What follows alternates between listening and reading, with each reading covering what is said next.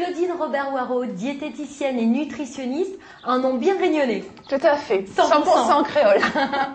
On est ici dans votre bureau, Oui. C'est là où vous recevez vos patients, puisque c'est un métier qui fait partie du corps médical. Tout à fait, c'est une profession de santé, oui.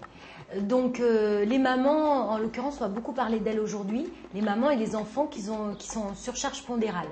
Oui, je reçois beaucoup de mamans qui emmènent les enfants soit parce qu'elles sont adressées par leur médecin, donc qui voient effectivement qu'il y a une petite prise de poids par rapport à la taille de l'enfant, donc qui sont au-dessus des normes au niveau de la courbe de corpulence, ou sinon celles qui voient que leur enfant est un petit peu en embonpoint et qui souhaitent faire un petit bilan et voir où il en est au niveau alimentation pour un petit peu se rassurer et voir s'il y a lieu de faire quelque chose ou pas. Donc vous recevez la maman et l'enfant, vous les voyez séparément? En général, c'est les parents plus l'enfant parce que c'est quelque chose qui va être dans la famille. Donc il n'y a pas l'enfant, en général, il a 7, 8, 10 ans, donc il n'est pas indépendant, il n'est pas autonome, donc c'est les parents qui auront vraiment un rôle à jouer à ce niveau-là. Et là, en fait, l'enfant fait un régime, vous le mettez au régime? Pas du tout. Pour les enfants, on ne parle pas de régime. C'est Ah, vraiment c'est bien, une ça. modification de toutes les habitudes alimentaires et des habitudes de vie.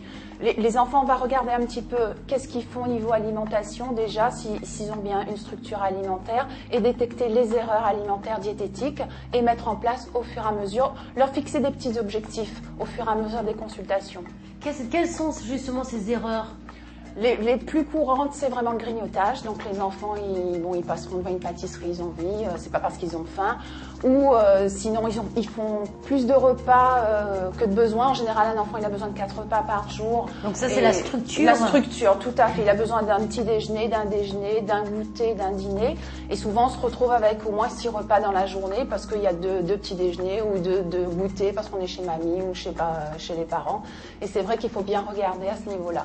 Un autre paramètre aussi, c'est le choix des aliments qui est important. Donc on travaille beaucoup aussi sur tout ce qui est sucre, graisse cachée par le biais de la lecture des étiquettes.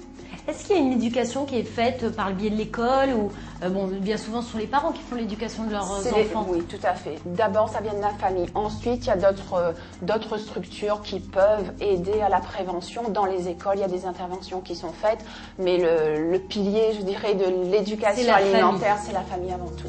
Et vous apportez une aide psychologique aux enfants? Pas psychologique. Moi, mon domaine, c'est l'alimentation. Donc, vraiment aider au niveau alimentaire. Après, il peut avoir un soutien psychologique par un psychologue ou un pédopsychiatre. Oui, parce que des fois, ça peut éventuellement être lié. Bien sûr. Donc, tout dépend des cas, vous faites le bilan, etc. Voilà, bon, parfois, c'est pas lié, mais parfois, il peut avoir effectivement un lien affectif ou d'un ordre psychologique quelconque qui aura une influence sur le comportement alimentaire de l'enfant.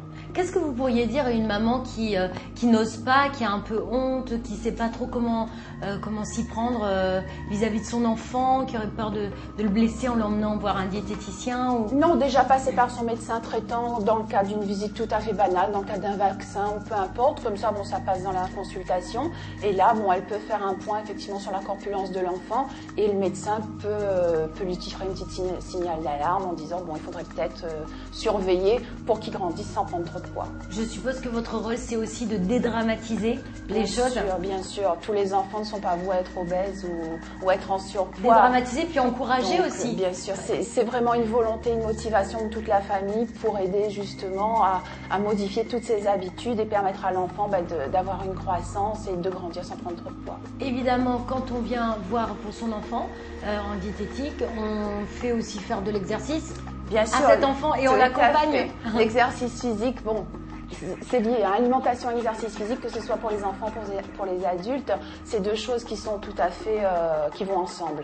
Donc l'enfant, il ne faut pas l'envoyer faire du sport tout seul, mais il faut que la famille, on aille faire une marche en famille, on aille nager en famille. Voilà. La famille ne s'en portera que mieux. Exactement, l'équilibre alimentaire, c'est pour tout le monde. Et l'activité physique aussi. Mais justement, on se retrouve la semaine prochaine avec un sujet pour nous les femmes. Avec plaisir. Au revoir.